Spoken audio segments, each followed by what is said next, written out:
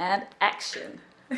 What's up guys, it's Maxine here. Welcome or welcome back to my channel. If you haven't been here before, my name is Maxine. If you have been here before, what it do? I'm so excited to be shooting this video because I do get a lot of you guys asking me how I sell my clothes online, and I just thought that I would share that information. I've been doing this for the past 2.5 months. I have gained a little more insight and a little more knowledge about this, and I just want to share it, and you know, just want to help somebody else put some money in their pocket or somebody else start their business doing this. I'm going to be showing you guys how you can use your social media, how you can use other platforms to sell your clothes, turn it into a business, or just make extra money. So bring out your notebooks, bring out your phone if you're using something else to watch this video, and just take down notes. I think I'm spilling gems in here, but it's not to say that I sold out of everything, no, but I did manage to sell a significant number of stuff, because now when I'm looking at my closet, I'm like, there's so many things that used to be here that are just not here anymore. If you like this video, don't forget to give it a thumbs up. Don't forget to subscribe to my channel, and let's grow this December. So I'm just gonna give you a little background of why I started this and how I started it. Basically, the reason why I started this was because I think I said it in a video before, but honestly, I saw that video and I was like, where was my energy? Like, I was so, I don't know what I was going through. It was basically a point in time where I had decided that my channel was going to be about fashion, and just did not like what was in my closet anymore. I felt like my style had evolved so much, it had changed. So many things that I just did not have, and so many unnecessary things that I just did not wear. I needed to rebuild my closet, and I'm still in the process of doing that. It takes a while, especially when you're not buying everything at once. Almost completely from scratch. And so I just took out everything that just did not serve me anymore, and so I just had the bright idea of, you know what, I'm gonna sell. I started noticing that some people that I follow in the States or in the UK, they have Poshmark, they have what's it called, Depop, and they have, you know, these platforms to sell their clothes. And so I was just like, okay, why don't I just create a page where I can just sell all of this stuff and see if anybody actually buys, and whatever money that I get from it is going to go directly to rebuilding my closet.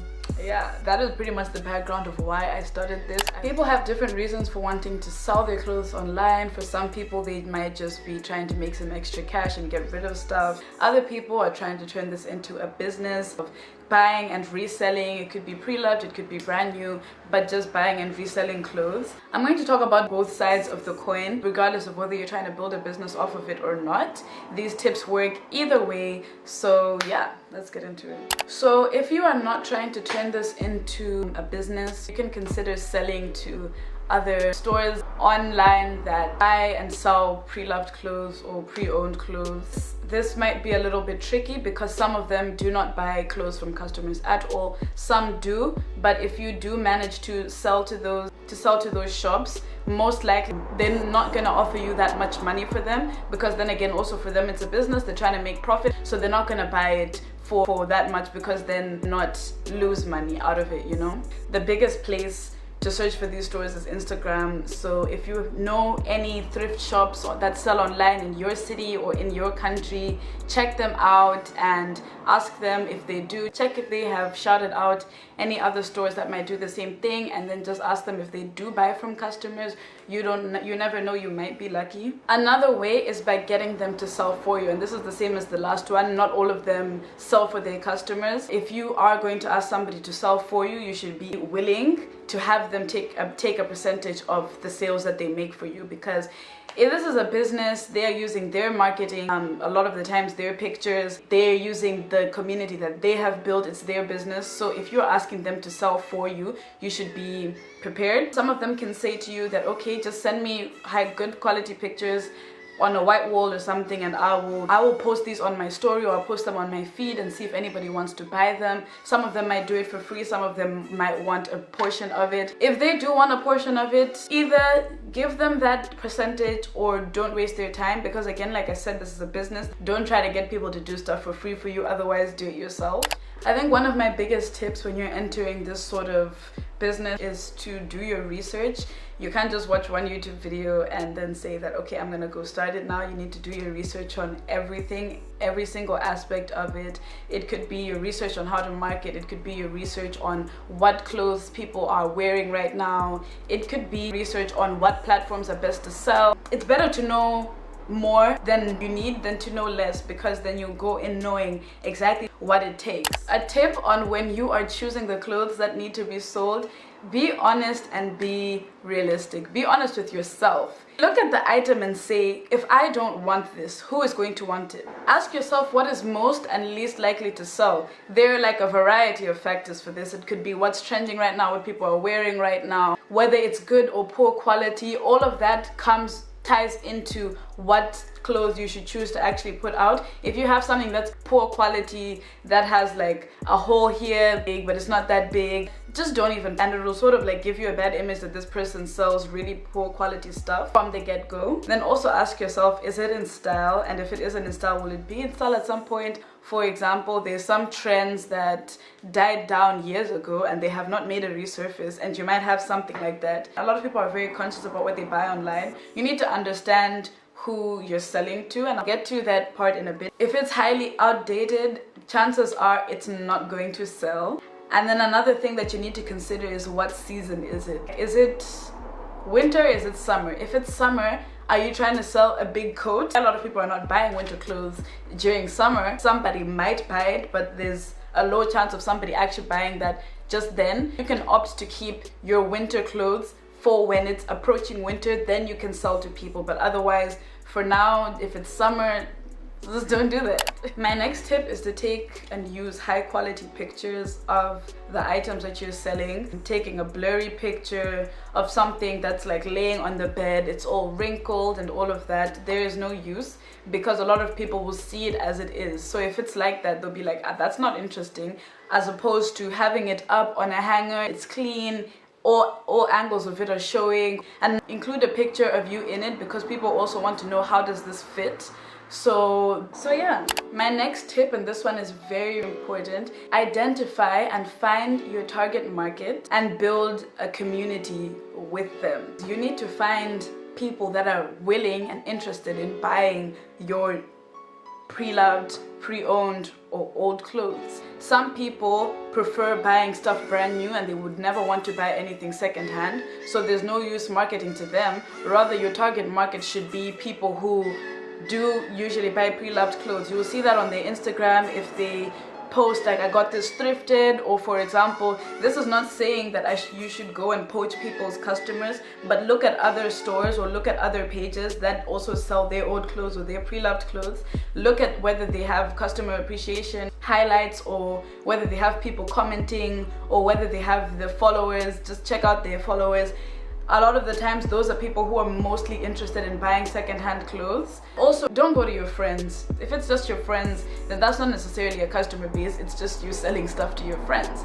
And a lot of the times your friends are just not your target market. Maybe they would have want to borrow something, but they wouldn't actually, buy something off of you. And especially when you're selling your own stuff, find people with similar body types as you, meaning same size, same body shape, around, not same, but very similar, because those are going to be the people who are mostly interested in purchasing from you.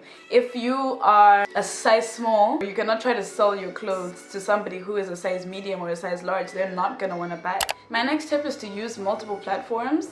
So don't put your eggs in one basket and just only post on your Instagram stories or on your Instagram feed. This again depends on whether you're trying to make it a business or not. If you are trying to make it a business, then I would highly recommend using multiple platforms. If you are just trying to sell your clothes to like a small group of people, then stick to that small group of people, but then I'll talk about that in a little bit.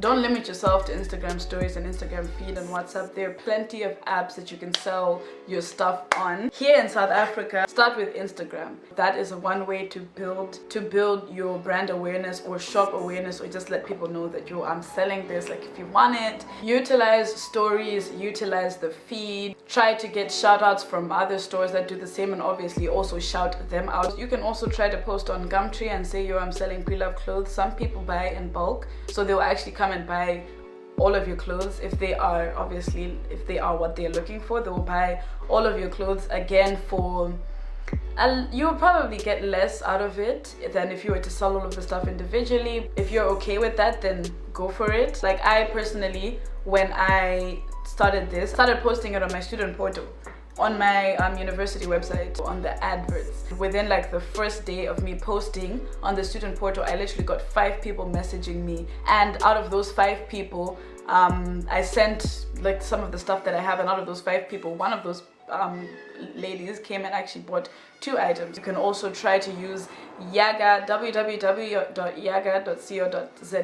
This one is a little shaky. It's definitely like it's a marketplace for pre-loved fashion. It's literally what it says on the website. Some people don't trust it yet. Some people might not trust your store. They don't know you. So I'll just say that Yaga on its own, that it's not like, don't only use that. Again, don't put your eggs in one basket. You can also try Facebook Marketplace. That's another place where people go and buy pre-loved fashion. They go and buy brand new fashion. So try all of that and see what works out for you. Try and see which platform you make the most sales on. My next tip is, don't compare yourself to other people. They might have already built a tribe of loyal customers, and you might still just be starting out and you don't really know. Especially don't try to compare yourself to people who have been doing this. I feel like social media a lot of the times is a popularity contest. Sometimes they can be a celebrity or an influencer or somebody who's really social media popular, post something and say, I'm selling this, and have somebody buy it right away. A lot of people are not buying the product, but they're buying the name behind the product.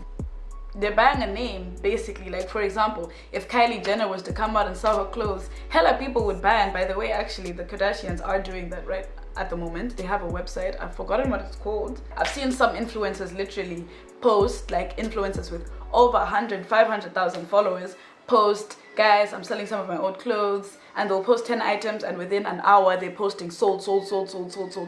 People are buying the clothes that belong to the influencer to say that I bought something that belonged to the influencer.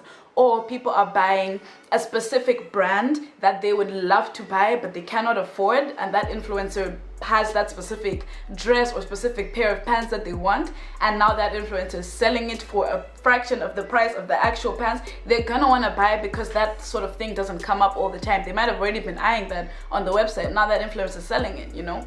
Do your own thing, stay in your own lane, grow at your own pace, okay?